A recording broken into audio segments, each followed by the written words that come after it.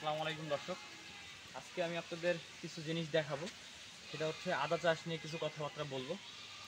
এখন আদা এখানে আমার কিছু লাগানো আছে, প্রায় 350। তো এখানে 350 বস্তা আদা লাগানো আছে। তো এই আদাটার মধ্যে একটু পোকা দেখা দিছে, পোকা আর আপনার কিছু গাছ হলুদ হয়ে গেছে। তো এটার জন্য আমরা কী ওষুধ দেবো সেটা দেখাবো। তো এখন যেটা দিব সেটা হচ্ছে এই যে দেখেন আদাগুলো, এই দেখেন এই যে এগুলো পাতাগুলা, এগুলো পোকা খেয়ে ফেলছে। এই বিষ দিতে হবে। এটা এই বিষ কি বিষ দিব এটা দেখাবো। আর এই যে দেখেন এই পাশে যে পাতা খেয়ে একদম এটা পুরো গোড়াটাই শেষ করে ফেলছে। এই পোকাগুলো সাধারণত রাত্রেবেলা খায়, দিনের বেলা এরা ভিতরে গিয়ে থাকে, যেমন এটা ভাঙলে পোকা বের হইতে পারে ভিতরে। তো এই বিষ যদি স্প্রে করি তাহলে বিষটা স্প্রে করতে হবে ঠিক মাগরিবের আগে আগে। মাগরিব মানে আমি বিষ স্প্রে করাও শেষ হয়ে যাবে, মাগরিবের আজানও দিবে, এই সময় একদম ভর্তি করে স্প্রে করে দিতে হবে। তো বিষ কী স্প্রে করব সেটা আমি আপনাদের দেখাবো, কিন্তু এখন যেটা স্প্রে করব সেইটা আমি আপনাদের দেখাচ্ছি। ঠিক আছে,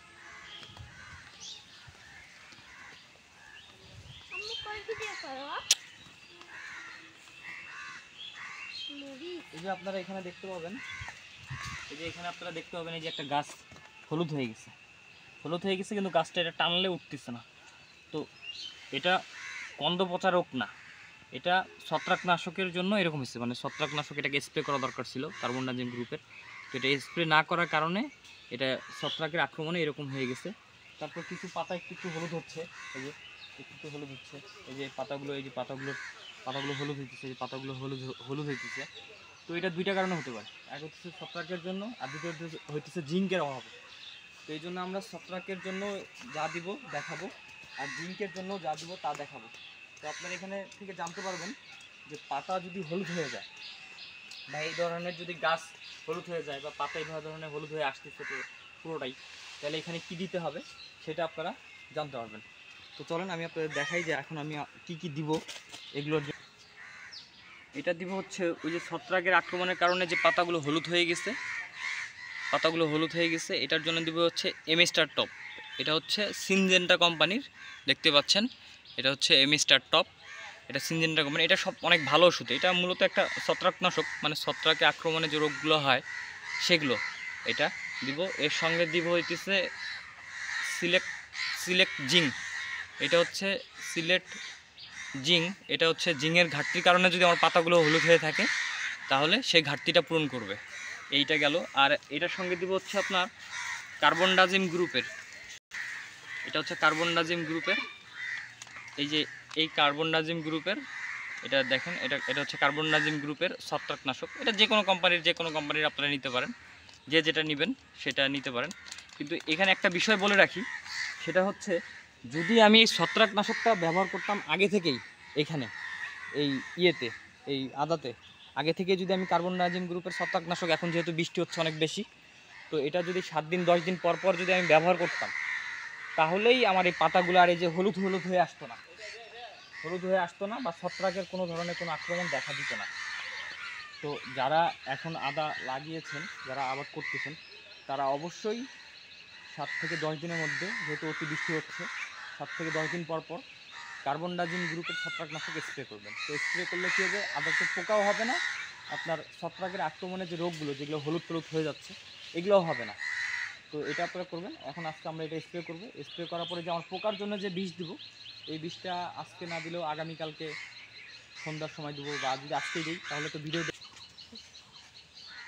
এই যে ওষুধগুলো দিব এগুলোতে কিন্তু লেখা আছে এটা লিটারে কতটুকু আপনি দিবেন, এটা লিটারে কতটুকু দিবেন। তো এগুলো যদি আপনি না জানেন তাহলে যেখান থেকে ওষুধগুলো নেবেন তাকে জিজ্ঞাসা করে এগুলো নেবেন যে কতটুকু দিবেন। তো এটা হচ্ছে লিটারে 1 মিলিগ্রাম করে দিতে হবে এই এমস্টার টপটা। আর এটা হচ্ছে প্রথম, এটা আসলে আপনি 15-20 লিটার পানিতে অর্ধেক মিক্সড করে দিলেই হয়ে যাবে আর কি। এই হচ্ছে ভিডিও। তো আমরা এখন মিক্সড করব। এটা খুলতেছি, এটা এই কাপের মধ্যে 8 মিলি করে হবে। এই যে এই ওষুধগুলোর মধ্যে এখানে লেখা থাকে, প্রতিটা এই বোতল ওষুধের মধ্যে যে এক কাপে এই কাপের মধ্যে কতটুকু এমএল ঢুকে লেখা হয়। যেমন এই যে এখানে লেখা আছে 1 কাপে 8 এমএল ওষুধ এখানে যাবে। তো এটা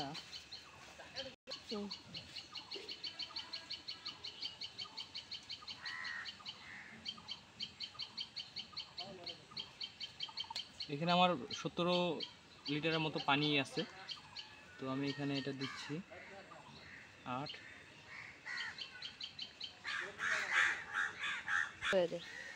আমি বলে দেই, এটা প্রতি লিটার পানিতে 1 ml করে দিতে হবে।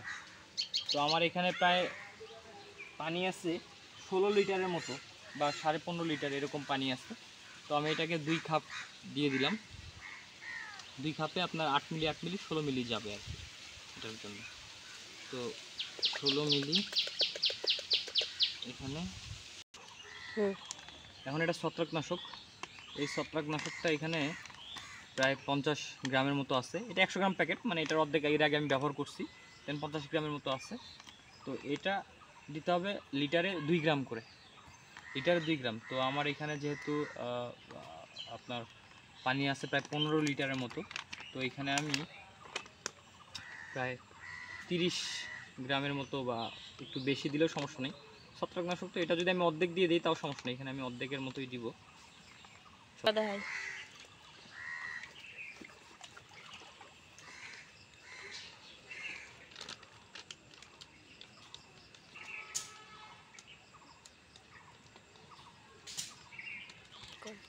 এটা হচ্ছে যে জিঙ্কটা, তো জিঙ্কটা জিঙ্কটা আপনি চাইলে পুরোটাও দিতে পারেন, অর্ধেকও দিতে পারেন, 4 ভাগের 1 ভাগও দেওয়া যায়। মানে এটা দেওয়ার নিয়ম হচ্ছে এই পুরো ইয়েটা 4 গ্লাস পানিতে গুলাইতে হবে। এটা পুরো পুরো প্যাকেটটা 4 গ্লাস পানিতে গুলাইতে হবে। এখানে লেখা আছে, এখানে সুন্দর করে লেখা আছে 4 গ্লাস পানিতে গুলাইতে হবে। তারপরেরটা আপনার 10 লিটার পানিতে 1 গ্লাস করে দিতে হবে, ঠিক আছে? এটা নিয়মটা দেওয়া আছে সুন্দর করে। তারপরে আমি আমার 350 গাছ আছে এখানে, এখানে 15 লিটার পানি দিছি। এখন আমি এটার অর্ধেকটা দিয়ে স্প্রে করে দিব। জিঙ্ক তো তাতে কোনো সমস্যা নেই।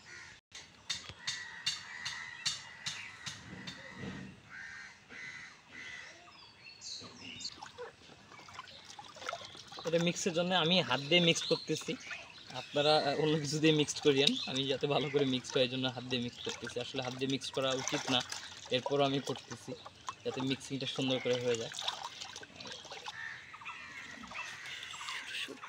শুরু করলাম কি করে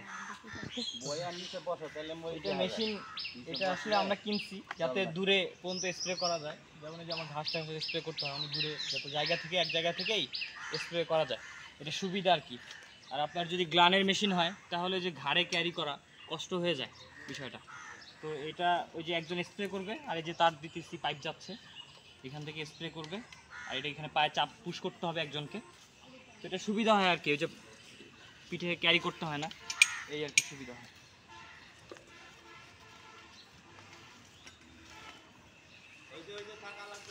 ভিজা দিলে পানি লাগবে।